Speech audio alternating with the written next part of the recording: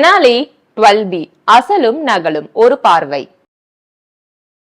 தமிழ் சினிமாவில் அவ்வப்போது கையாளப்பட்டு வரும் ஒரு முக்கியமான அம்சம். ஒரு வெற்றி படத்தின் கதையை எடுத்தாளுதல், நகல் எடுத்தல், இன்னும் எளிமையாக சொன்னால் காப்பி அடித்தல் எனலாம். அந்த வகையில் கவனம் ஈர்த்த 2 படங்கள் குறித்து பார்ப்போம். 2000ஆம் ஆண்டு அக்டோபரில் தீபாவளி வெளியீடாக வந்த படம் தெனாலி. கமலஹாசனின் அட்டகாசமான நடிப்பு, கிரேசி மோகனின் தூள் பறக்கும் நகைச்சுவை வசனங்கள், முற்றிலும் மாறுபட்ட கதாபாத்திரத்தில் ஜெயராமின் நடிப்பு என KS ரவிக்குமார் இயக்கி சூப்பர் ஹிட்டான படம் இது. அப்படியே ரீவைண்ட் செய்தால் 1991இல் வாட் அபவுட் பாப் என்று ஒரு திரைப்படம் ஹாலிவுட்டில் வெளியானது. அதில் மனநலம் பாதிக்கப்பட்ட ஒருவர் தனக்கு குணமாக வேண்டும் என்கிற எண்ணத்தில் அவரது மனநல மருத்துவர் எங்கெல்லாம் செல்கிறாரோ அவரை துரத்தி கொண்டு அங்கே சென்றால் என்ன ஆகும் என்பதே கதை. இதில் போனஸ் என்னவென்றால் அந்த மனநல மருத்துவரின் குடும்பத்துடனும் ஒன்றிவிடுவார் இந்த நோயாளி. இப்படி வாட் அபவுட் பாப் படத்தில் இருந்து சராமாரியாக சுட்டிருந்தாலும் தமிழுக்கு ஏற்றவாறு எல்லாவற்றையும் மாற்றியதே தெனாலியின் சாதனை. மருத்துவர் மாத்ருபூதத்தின் பெயரை நினைவுபடுத்தும் பஞ்சபூதம் என்கிற பிரமாதமான கதாபாத்திரத்தில் மறைந்த நடிகர் டெல்லி கணேஷ் நடிப்பில் அதகலம் செய்திருந்தார். வாட் அபவுட் பாப் படத்தில் நடித்திருந்தவர் பில் முரே. ஹாலிவுட்டின் மிக சிறந்த நடிகர்களில் ஒருவர் இவர். தெனாலி மற்றும் வாட் அபவுட் பாப் ஆகிய 2 படங்களுக்கும் இடையிலான முக்கியமான மற்றொரு ஒற்றுமை என்னவென்றால் இந்த 2 படங்களிலும் முக்கிய கதாபாத்திரங்கள் அசத்தியவர்கள், சிறப்பான நடிகர்கள் என்பதே. அடுத்து நாம் சற்று விரிவாக பார்க்க போவது 12B. 1998இல் பீட்டர் ஹாவிட்டின் இயக்கத்தில் வெளிவந்த ஆங்கில திரைப்படம் ஸ்லைடிங் டோர்ஸ்.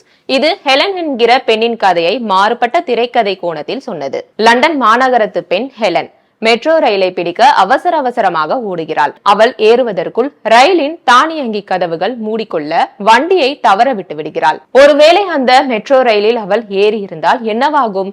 இந்த 2 கதைகளையும் மாறி மாறி காட்டிக்கொண்டே வருவார் இயக்குனர். கதையை விடவும் அதன் திரைக்கதை உத்தியால் இப்படம் பெரிதும் பேசப்பட்டது. ஹெலன் மெட்ரோவை தவறவிடாமல் ஏறி இருந்தால் என்கிற விவரிப்பில் வீட்டுக்கு சீக்கிரம் செல்கிறாள். அப்போது அவளுடைய காதலன் இன்னொரு பெண்ணுடன் படுக்கையில் சலாமிப்பதை பார்த்து இதயம் நொறுங்குகிறாள். அவனை விட்டுவிட்டு வந்து அதே மெட்ரோ ரயிலில் பயணிக்கும் இன்னொரு இளைஞனுடன் நட்பு கொண்டு ஒரு சிறிய நிறுவனத்தை தொடங்குகிறாள். ஆனால் கதையின் ஒரு திருப்பத்தில் அந்த இளைஞன் ஏற்கனவே திருமணம் ஆனவன் என்பதை அறிந்து மனம் உடைந்து போகிறாள். ஆனால் அவன் விவாகரத்துக்காக காத்து கொண்டிருக்கிறேன் என்று அவளிடம் உண்மையை சொல்கிறான்.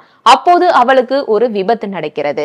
இதனால் மருத்துவமனையில் சேர்க்கப்படுகிறாள். மெட்ரோவை தவறவிட்ட ஹெலனின் கதையில் அவளை சாலையில் சிலர் அடித்து போட்டுவிட்டு பையை திருடி சென்று விடுகிறார்கள். இதனால் வீட்டுக்கு தாமதமாக வருகிறாள். எனவே காதலன் செய்யும் துரோகம் அவளுக்கு தெரியாமல் போகிறது. ஆனால் சந்தேக பொறி தட்ட கொஞ்சம் கொஞ்சமாக அதை கண்டிக்கிறாள். ஒரு நாள் மாடிப்படியிலிருந்து தடுக்கி விழுந்து மருத்துவமனையில் சேர்க்கப்படுகிறாள். இப்போது 2 கதைகளும் மருத்துவமனையில் சந்திக்கின்றன.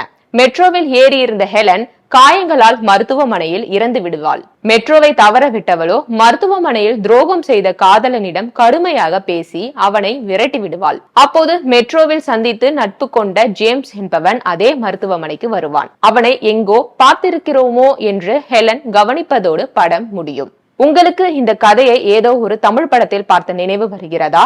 அதுதான் ஒளிப்பதிவாளர் ஜீவா இயக்கத்தில் ஷாம், ஜோதிகா, சிம்ரன் ஆகியோர் நடித்து 2001இல் வெளியான 12B. இதில் அசல் படத்தின் நாயகி ஹெலனுக்கு பதில் வேலை தேடும் இளைஞன் சக்தியாக ஷாம் நடித்திருப்பார். இன்டர்வியூக்காக விரைந்து செல்லும் சக்தி 12B பேருந்தை தவற விடுவதே திரைக்கதையின் மைய சம்பவம். ஹெலன் வழிப்பறைக்கு ஆளானது போல் இதில் சக்தி மணி பர்ஸை பறிகொடுப்பான். பேருந்தை ஒருவேளை சக்தி பிடித்திருந்தால் அவன் வாழ்க்கையில் என்னவெல்லாம் நடந்திருக்கலாம் என்பது ஒரு கதையாகவும், பேருந்தை தவறவிட்ட சக்தியின் வாழ்க்கை என்னவாக இருந்தது என மற்றொன்றாகவும் கதை 2ஆக பிரியும்.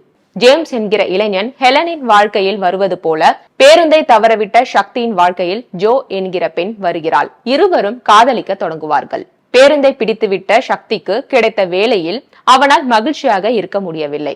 அவனுடன் வேலை செய்யும் பிரியா என்கிற பெண் அவனை காதலிக்கிறாள். ஜோவின் உறவுக்கார பையனான அரவிந்த் அவளை திருமணம் செய்ய விரும்புகிறார் என்று முடிவாகும் போது சக்தியும் ஜோவும் வலியுடன் பிரிந்து விடுகிறார்கள். இதிலும் அசல் படம் போலவே விபத்து நடக்கும். பேருந்தில் ஏறிய சக்தி மருத்துவமனையில் இறப்பான். பேருந்தில் ஏறாத சக்தி மருத்துவமனையில் ஜோவுடன் சமாதானமாக போய்விடுவான். இதை இறந்துவிட்ட சக்தியை பார்த்து கதறிக்கொண்டிருக்கும் பிரியா பார்ப்பாள். 12Bயின் இரட்டை தடம் இத்துடன் முடியும். 2 படங்களுக்கும் காட்சி அமைப்பு முதல் கதாபாத்திரங்கள் வரை பல ஒற்றுமைகளை உணர முடியும். 2 படங்களும் நன்றாக பேசப்பட்டன. 12B வெளிவந்த காலகட்டத்தில் கல்லூரி மாணவர்களால் பெரிதும் கொண்டாடப்பட்டது. ஹாரிஸ் ஜெயராஜின் இசையில் இப்படத்தின் பாடல்கள் இன்றும் பேசப்படுகின்றன.